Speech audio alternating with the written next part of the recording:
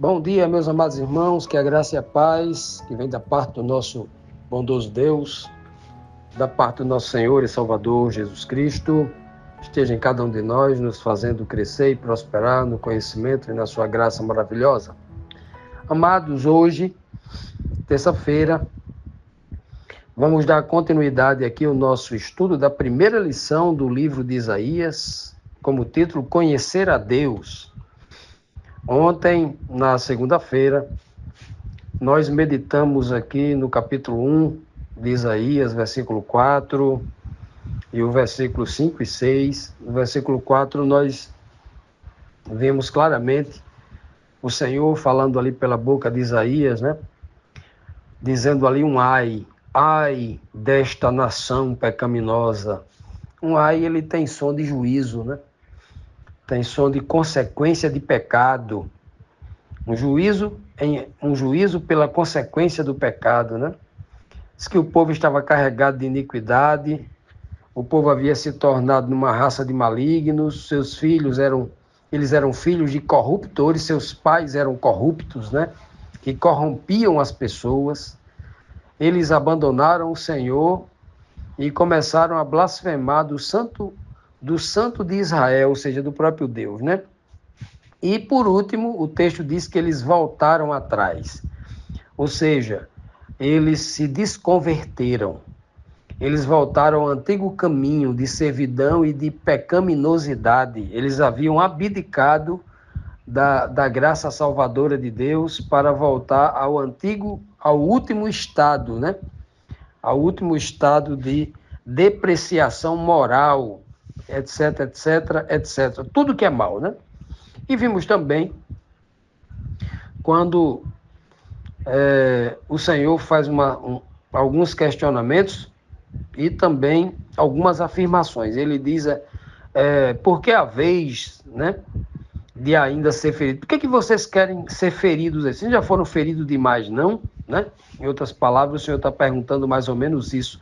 Tem um certo tom aqui de ironia, mas uma ironia no sentido de buscar a salvação, não no sentido de apelar o coração para um despertamento. Rapaz, vocês já não foram feridos demais, querem continuar sofrendo, né? Querem continuar nessa rebeldia. Diz que toda a cabeça de Israel estava doente e todo o coração estava enfermo, ou seja, falando aqui da liderança, né? Da liderança e também do povo. Cabeça, liderança, coração, povo. Aí ele deixa bem claro, desde a planta do pé até a cabeça, já que a igreja de Deus é comparado a um corpo cuja cabeça é Cristo, né? A igreja de Cristo, a igreja de Deus, cuja cabeça é Cristo, não tem liderança se vendendo ao mal, não, como as igrejas comuns, as instituições religiosas, não, né? A cabeça é Cristo.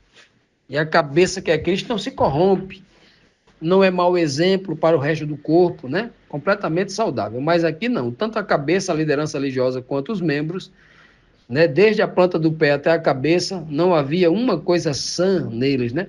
Só havia feridas, chagas inflamadas, contusões, né?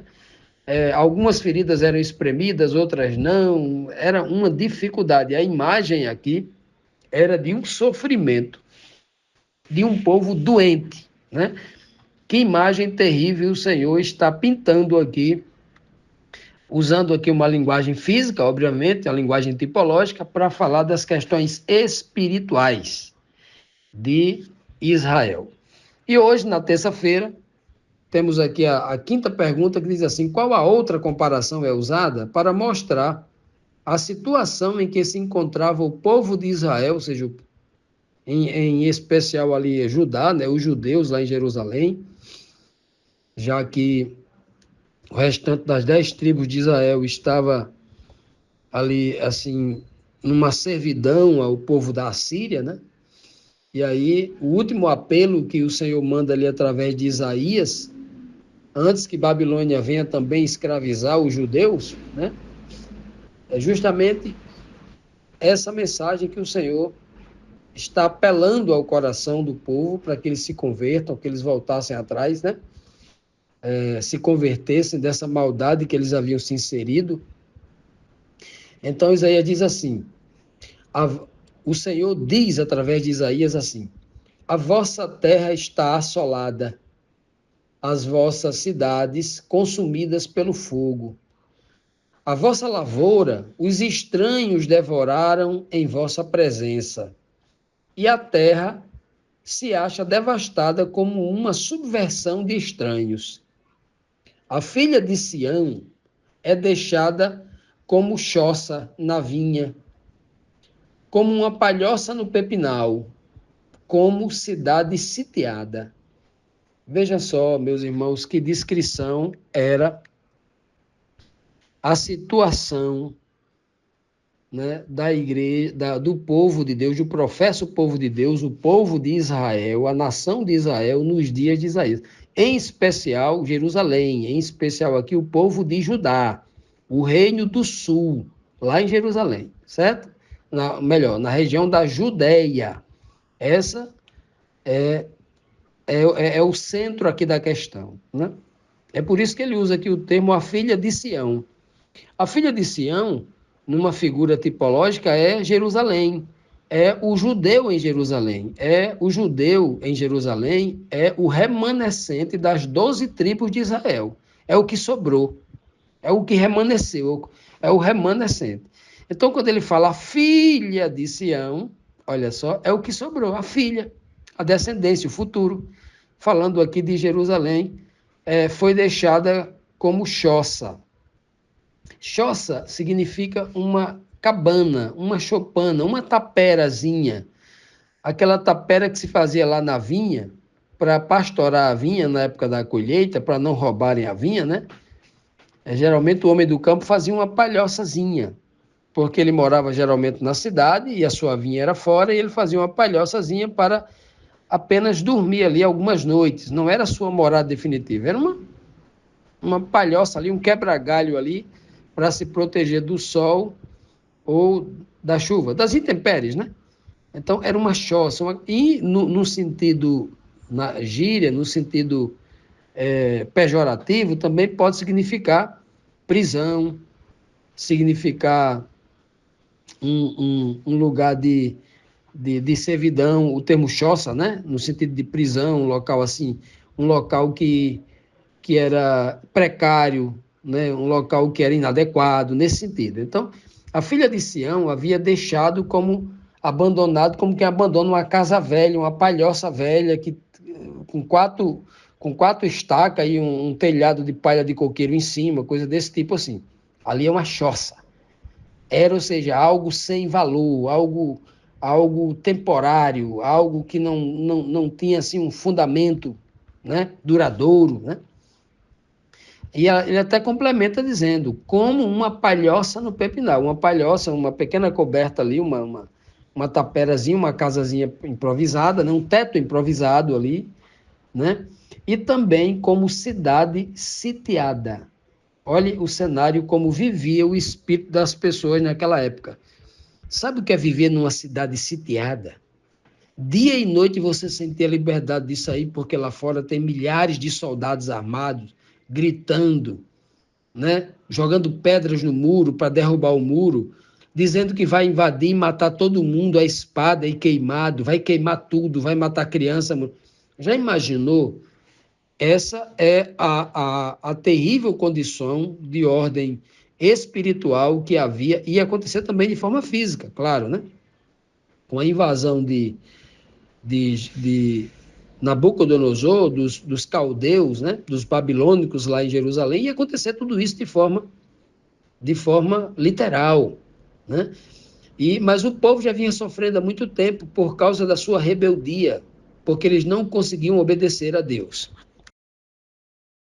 Continuando, amados, vamos aqui para a próxima pergunta, a sexta, que nos diz assim: o que ainda havia no meio do povo de Israel e com quem estavam sendo comparados? São duas perguntas aqui, né?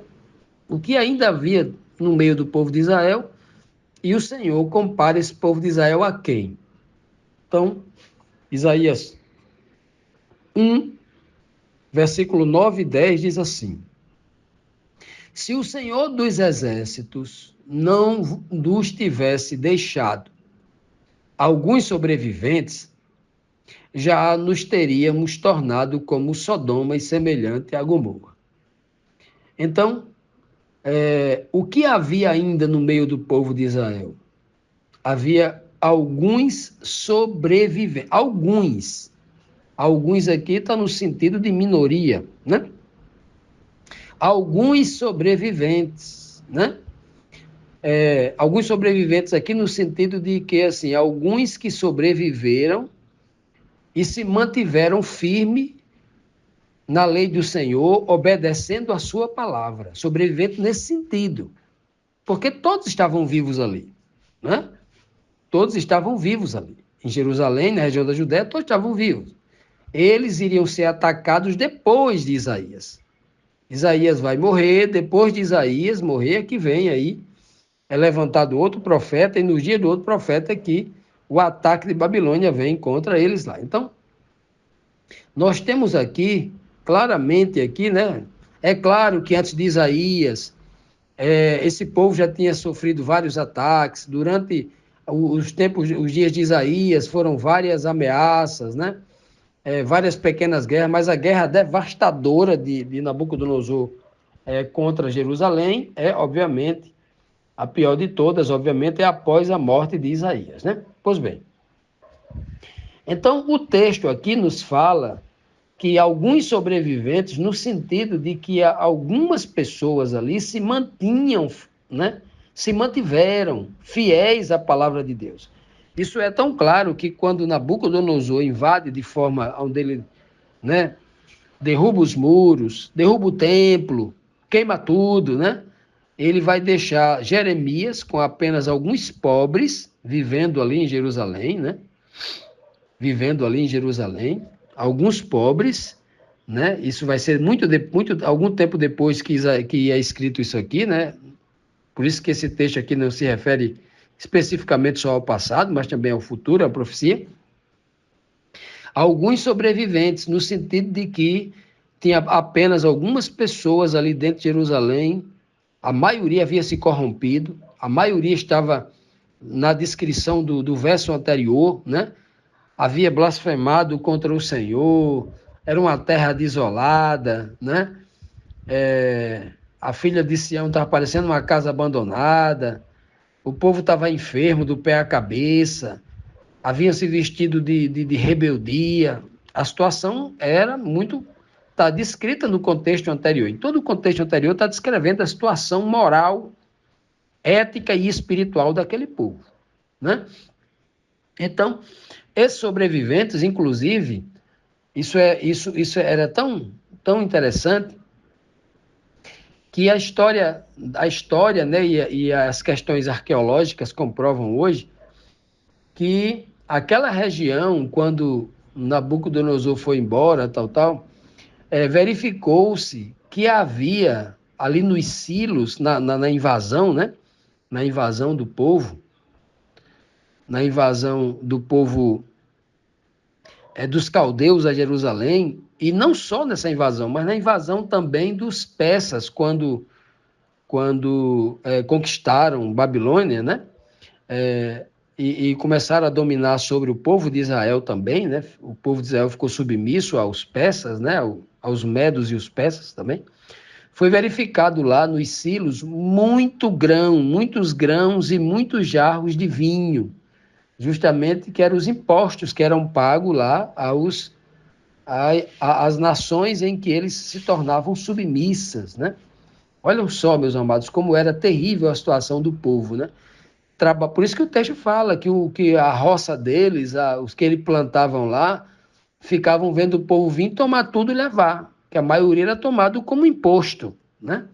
E eles ficavam com o resto, com o suficiente mesmo para só se alimentar e trabalhar mais, não podia enriquecer, não podia ficar uma nação forte, para que não pudesse se rebelar contra aqueles que os dominavam. Era terrível essa questão aí. E a segunda pergunta diz, e com que estavam sendo comparados, né? Não só pela palavra de Deus aqui, mas o mundo é quem estava comparando aquele povo de Israel ali, né? Ele diz, ouvi a palavra do Senhor, vós príncipes de Sodoma. Olha só o que o Senhor está dizendo aqui, ó. O Senhor já não chama mais o povo de Israel como os príncipes de Jerusalém. Ele está chamando príncipes de Sodoma. Ele está dizendo que o povo de Jerusalém... Quem são os príncipes, os principais? Quem são?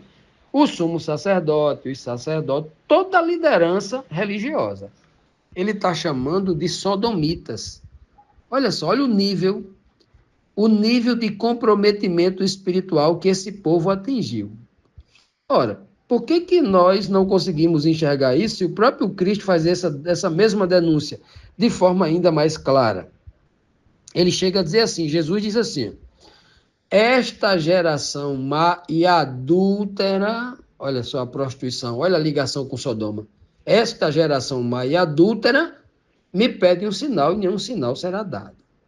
O próprio Senhor Jesus Cristo chama aquela geração de adúltera, ou seja, uma ligação às imoralidades sexuais, que é o principal vínculo aqui a Sodoma, né? Aí ele diz assim: ouvi a palavra do Senhor, vós príncipes, falando com a cúpula, a liderança, os príncipes, os principais, os líderes.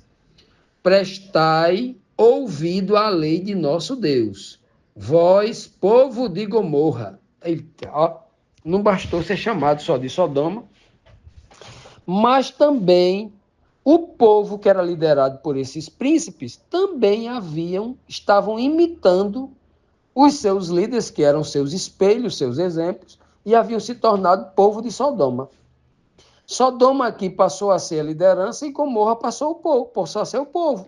Olha que tipologia terrível nós encontramos aqui no livro de Isaías, porque a liderança levou o povo a uma apostasia terrível de desobediência a Deus, entrando pela idolatria, adorando outros deuses e fazendo coisa errada, não amando o próximo, nem a lei do Senhor, a palavra de Deus, e aí entraram nessas consequências aqui.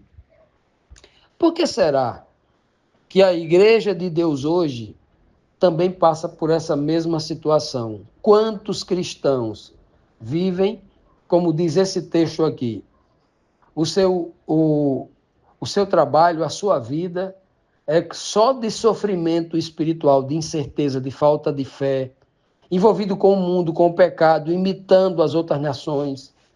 A situação está do mesmo jeito, né? E ele continua chamando a liderança religiosa de Sodoma e o povo que não obedece à palavra de Deus de Gomorra, um povo rebelde, né?